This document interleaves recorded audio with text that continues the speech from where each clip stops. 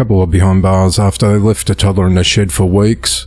On Monday the 2nd of June, 34-year-old Sarah Elizabeth Pombert and 35-year-old Joseph Matthew Turner were arrested for keeping a 3-year-old boy in a backyard shed on a property along Judge Avenue in Douglasville, Georgia, from the 1st to the 22nd of May. Authorities described the shed as a dirty living space that did not have any running water or electricity. The suspects allegedly left the child unsupervised, unbathed and unclothed. The two were booked into the Douglas County Jail on a charge of second-degree child cruelty.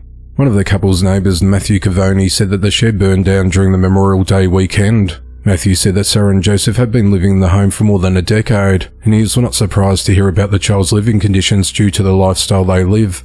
"I'm saddened for them and the child, but I mean for the child, I hope they can get a place where they can be helped," he said. 48-year-old Ruby Ealy is behind bars and her brother is wanted by police after her ex-boyfriend was shot and beaten by the pair. On the night of Thursday the 29th of May, authorities responded to a residence at 7350 Ritchie Drive in Baton Rouge, Louisiana on reports of a disturbance. When officers arrived, they found a man in the driveway with a gunshot wound to his arm. The man said that Ruby, his ex-girlfriend, tried to hit him with a baseball bat during an argument early that night. The victim said that Ruby's brother Darius Ealy then shot him a short time later. Darius was not at the scene when detectives arrived. Authorities said that Ruby's account of the fight contradicted itself and included multiple falsehoods. She originally said that she and the victim were present at the time of the fight, and that she did not know who the shooter was, but she later identified her brother as the shooter when asked. Ruby said that she and her ex-boyfriend had gotten into a verbal argument when he returned home from work early that day. She told him to leave and he began packing his belongings. She said that the argument then became physical, with the man putting his hands on her neck and pushing her onto the couch. She said that he then picked her up and threw her over a brick wall surrounding the patio area, and then she grabbed a baseball bat before they both fought in the kitchen. The ex-boyfriend claims that Darius was at the residence during the incident, and that Ruby had thrown things at him during their argument before arming herself with a bat. He said that Ruby tried to hit him with the bat but missed. He said that the two scuffled as he tried to get the bat from her, causing her to fall down. He told detectives that he then left the residence when Darius appeared from the side of the home and shot at him multiple times. The pair then beat him while he was on the ground in the front yard, telling him he should die. The victim said that he and Ruby had dated for 3 years and had been broken up for about a year. Ruby was arrested that night on charges of principal to attempted second-degree murder and domestic battery, and she was booked into the East Baton Rouge Parish Jail. No bond amount has yet been set. Darius remains at large as the investigation into the matter continues. 55-year-old Alonzo Ellis is behind bars for fatally shooting his daughter, 22-year-old Alicia Ellis. At 9:52 a.m. on Saturday the 31st of May, authorities responded to an apartment in the 700 block of South Harrison Street in Richmond, Virginia for a report of an armed party. When officers arrived, they were met by Alonzo, who was holding his grandson with a firearm in his hand, and then found Alicia unresponsive on the floor of the apartment with gunshot wounds. She was pronounced dead at the scene. Alonzo told police he shot his daughter after they got into an argument, which occurred in front of the grandson he was holding.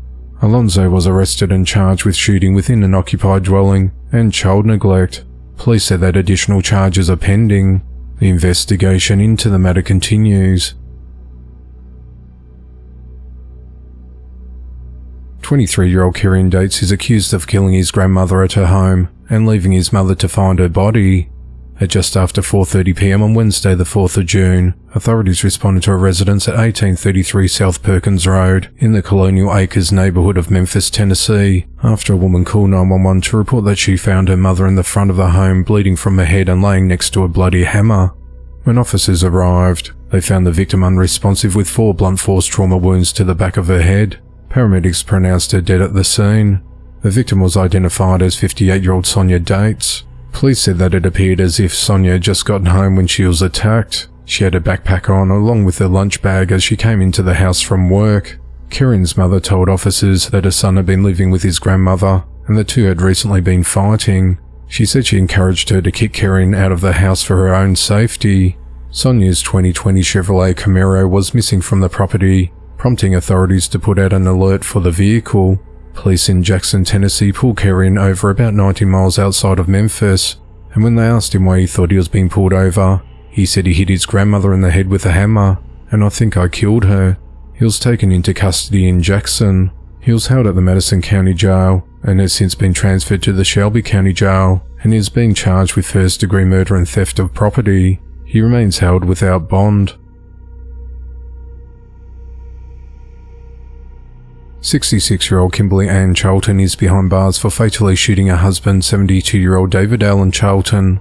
At 6:32 p.m. on Wednesday the 4th of June, authorities responded to a residence at 4317 Newland Drive in Cedar Falls, Iowa on reports of a domestic dispute in which one person had been shot. When officers arrived, they entered the premises and found David dead with a gunshot wound to his back.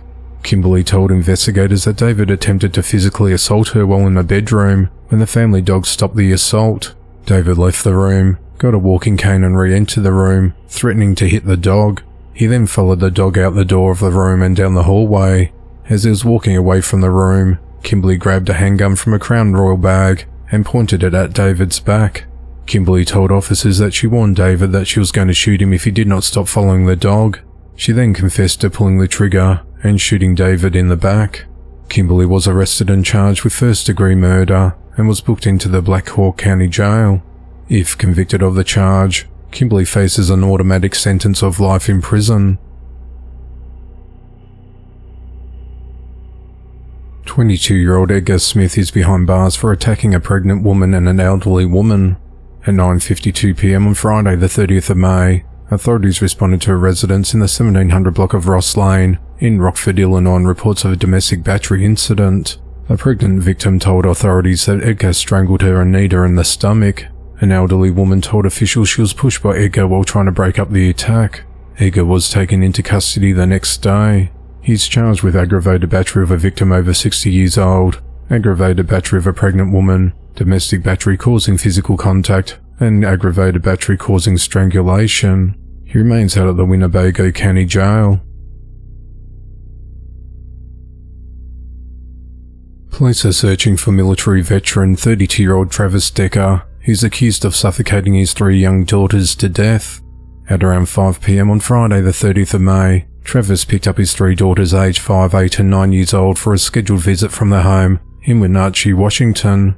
The girls were spending time with their father as part of a court-ordered custodial visitation plan after Travis and Whitney Decker filed for divorce in 2022, which was finalized in 2023. The girls were expected to return home by 8 p.m. that evening. When they did not return home and Travis could not be contacted, Whitney reported the girls missing at 9:45 p.m. that night. Travis was homeless and not supposed to have any overnight visits, and had also been experiencing mental health issues. He'd been diagnosed with borderline personality disorder and post-traumatic stress disorder. He was also known to stay at campgrounds and hotels in the area with his dog. In the months leading up to the incident, Whitney reported increasingly erratic and unstable behavior from Travis. She raised alarms about his declining mental state, noting incidents such as uninvited entries into her home, emotional neglect of the children, and inappropriate behavior. Despite court orders mandating psychiatric evaluations, anger management counseling, and mental health treatment, Travis did not comply with any of these requirements. Travis was reportedly quieter than usual while picking up the kids that final time, which was out of character, and he was talking about getting rid of his dog because of housing and financial woes. That weekend, authorities searched for the children and their father, who was believed to be living out of a white 2017 GMC Sierra pickup with Washington state plates. At around 3:45 p.m. on Monday the 2nd of June, they located Travis's truck at Rock Island Campground in the Leavenworth area, about a 38-mile drive from where the girls live, but Travis was nowhere to be found. Inside the truck they found blankets, food, children's car seats, and Travis's wallet. Investigators noted 2 bloody handprints of an adult on the back of the truck, and there were zip ties and plastic bags scattered throughout the area. They then walked about 75 to 100 yards down an embankment, where they found the bodies of all 3 girls. The girls' wrists were zip-tied, and they had plastic bags over each of their heads, and were believed to have died of asphyxiation. They were all wearing the same clothes from 3 days earlier. The victims were identified as 5-year-old Olivia Decker, 8-year-old Evelyn Decker, and 9-year-old Paityn Decker. Travis is a primary suspect and is wanted for 3 counts of first-degree murder and 3 counts of first-degree kidnapping. Authorities are offering a $20,000 reward for information leading to his arrest. Travis is a military veteran with extensive tactical training and is considered dangerous. The investigation into the matter continues,